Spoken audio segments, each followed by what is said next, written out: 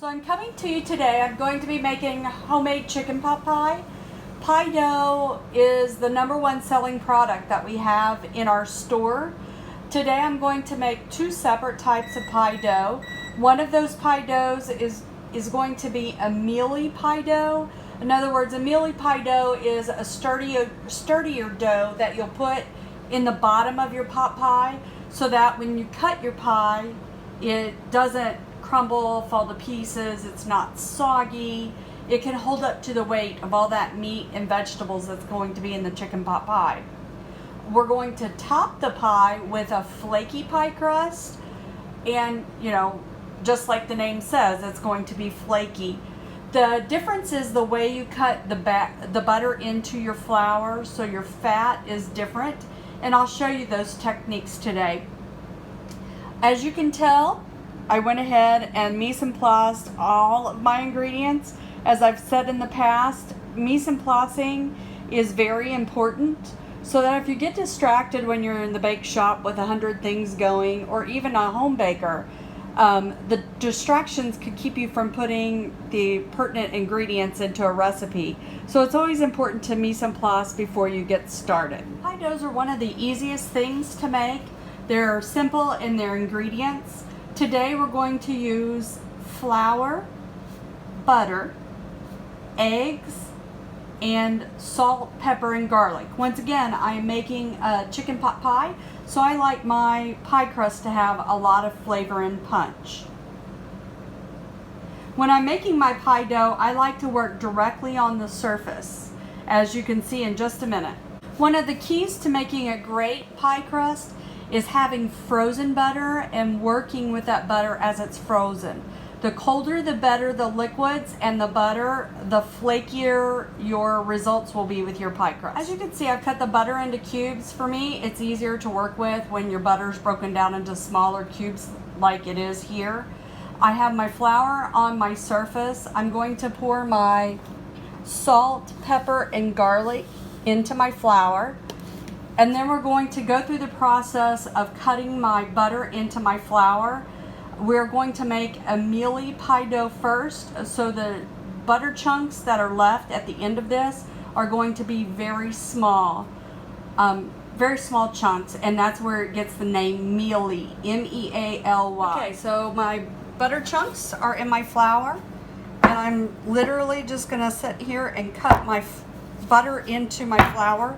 This is a normal bench scraper, and I just start by breaking those butter chunks down into smaller pieces, and I'll continue to do this until it becomes very small, fine pebbles. Okay, so I have my butter cut into my flour, and as you can see, it's pretty grainy. It's very much pebbly, not big flakes of flour at all.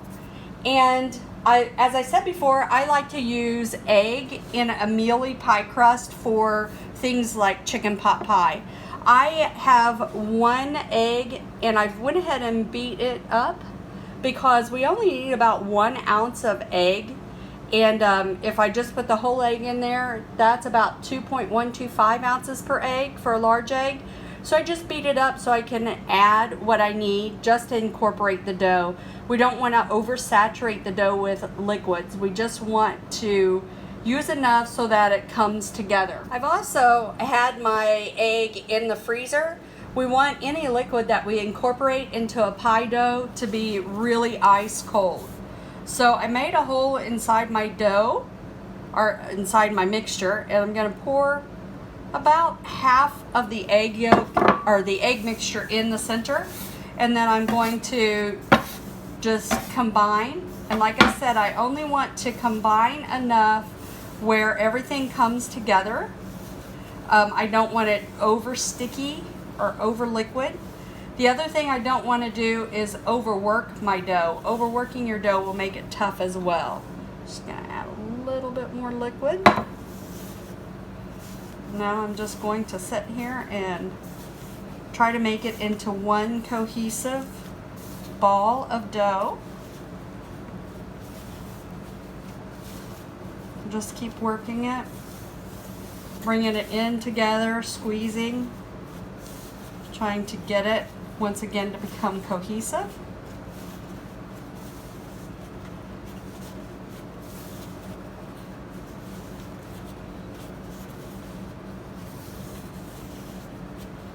We still want it somewhat flaky as well. As you can see, there's still flakes there.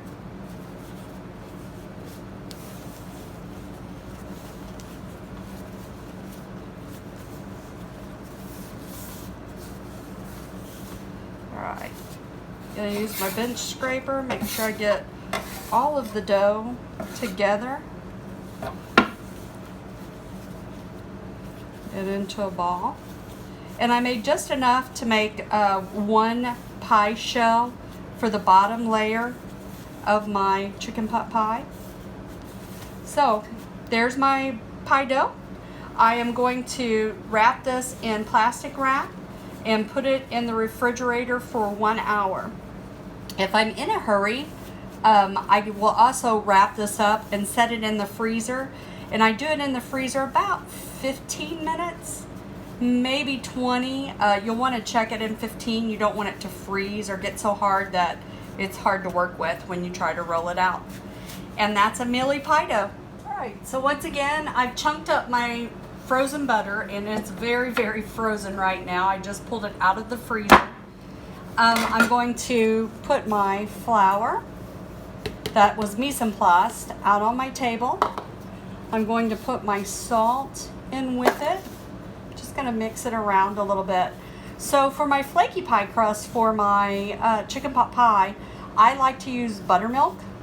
I found that it just makes a really great flaky crust for the top of your pot pie. I've also put an ice cube in my liquid just to make sure it's as cold as I can possibly get it. So I'm going to start going to place my butter into my flour, and like I said, I want a flaky pie dough. So in order to make my pie dough flaky, I'm going to leave my butter chunks relatively large. In this pie dough, the larger the flakes of butter or the fat that you use, the flakier it's going to be.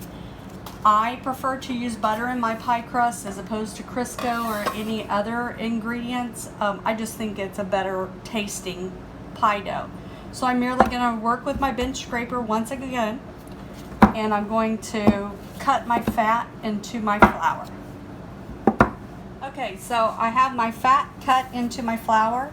As you can tell, there are large chunks of fat in my dough. That's the way that I want it for a flaky pie crust.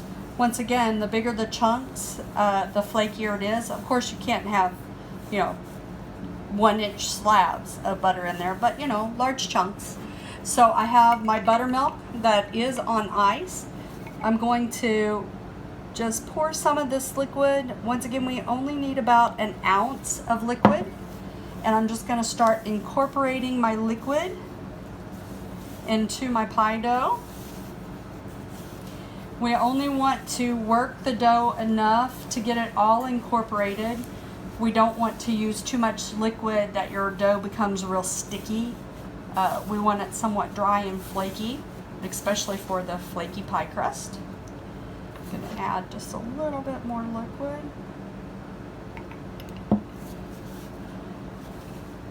Once again, I said I mise en place, which means put in place all of my ingredients ahead of time.